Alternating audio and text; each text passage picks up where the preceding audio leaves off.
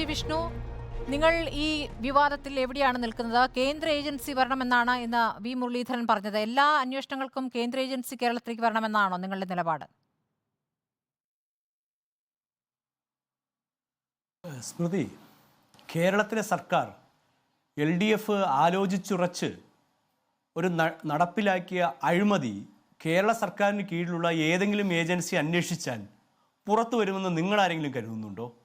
ഇപ്പോൾ ഒരു ബാർ മുതലാളി തൻ്റെ വെളിപ്പെടുത്തലുകൾ നടത്തി ദിവസങ്ങൾക്കുള്ളിൽ അത് മാറ്റി പറയുന്ന അവസ്ഥ എന്താണ്? കാരണം കേരളം ഭരിക്കുന്ന മുന്നണിക്കെതിരായി ശബ്ദിക്കാൻ കേരളത്തിലെ ആ മുഖ്യമന്ത്രിക്ക് കീഴിലുള്ള ഏതെങ്കിലും വകുപ്പുകളോ കേരളത്തിലെ ഏതെങ്കിലും രാഷ്ട്രീയ ഇതര സംഘടനാ നേതാക്കൾക്കോ കഴിയില്ല. കാരണം ഏതെങ്കിലും മുതലാളിമാരോ വ്യവസായിമാരോ സർക്കാരിനെതിരെ സംസാരിച്ചാൽ പിറ്റേ ദിവസം അവരുടെ സ്ഥാപനം പൂട്ടിക്കെട്ടിക്കും.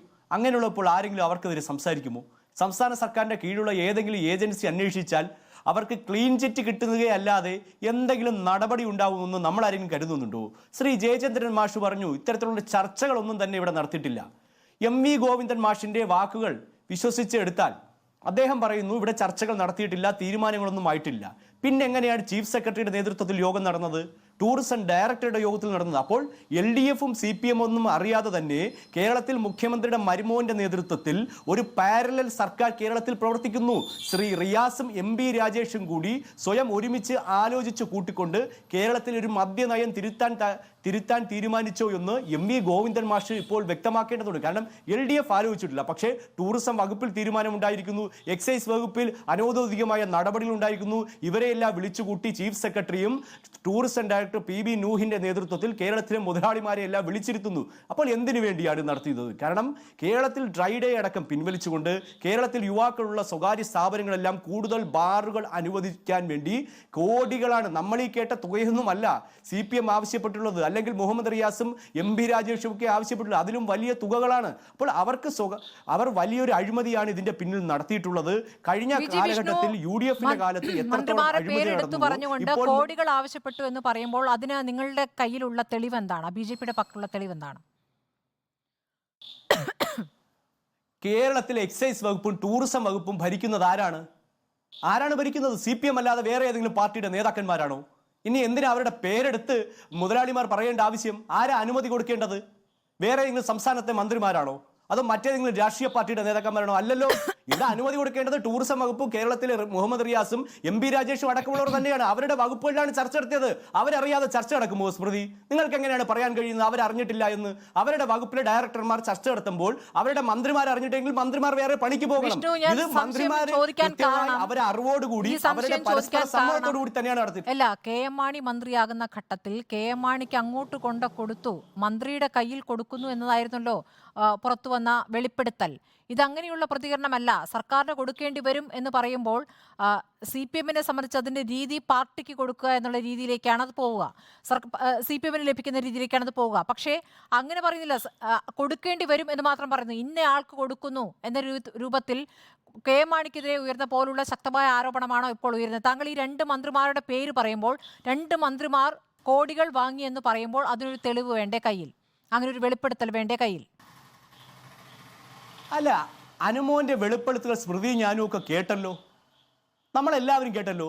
സ്മൃതി, നമ്മളെന്താ ഇനി ഇതൊക്കെ അറിയാൻ ഈ പറഞ്ഞല്ലോ ഗുളികൻ നോക്കണമോ, ജ്യോതിഷിയെ വിളിക്കണമോ, ആറ്റുകാൽ രാമകൃഷ്ണനെ വിളിക്കണോ?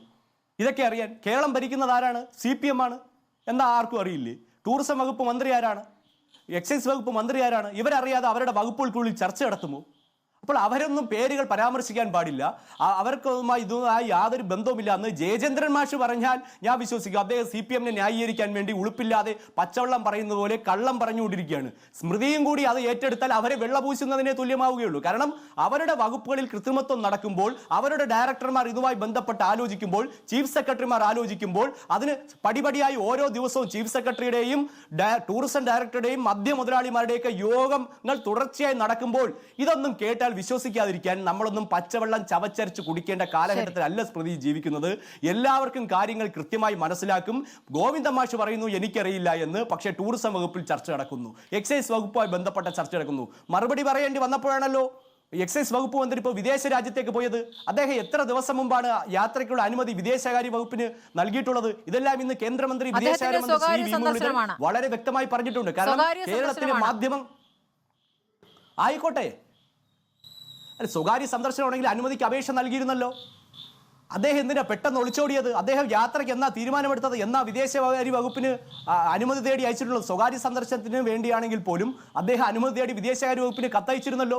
വിദേശകാര്യ മന്ത്രി തന്നെ അത് വ്യക്തമായി പറഞ്ഞല്ലോ. യാത്രയ്ക്ക് ചിലപ്പോൾ വിദേശകാര്യ വകുപ്പിന്റെ അനുമതി വേണ്ടായിരിക്കാം, സ്വകാര്യ യാത്രയായതിനാൽ, പക്ഷേ കത്തയച്ചിരുന്നു. ഇതെല്ലാം സ്ഥിരീകരിക്കപ്പെട്ട് കഴിഞ്ഞു. അപ്പോൾ മാധ്യമങ്ങൾക്ക് മുന്നിൽ വരാതെ ഒളിച്ചോടുകയാണ് കേരളത്തിലെ എക്സൈസ് വകുപ്പ് മന്ത്രി പറഞ്ഞത്.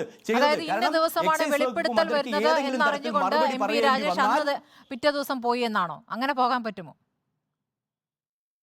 നിങ്ങൾ കാര്യങ്ങളെ ചേർത്ത് വെക്കുമ്പോൾ അതിലൊരു ലോജിക്ക് കൂടി വേണ്ടേ?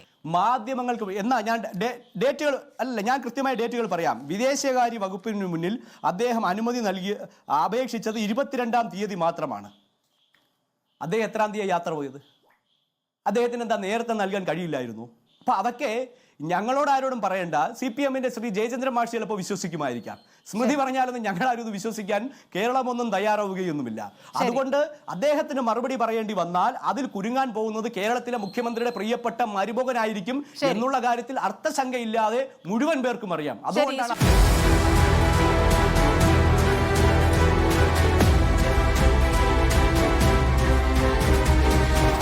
ഡിബേറ്റ് വിത്ത് സ്മൃതി പരുത്തിക്കാട്.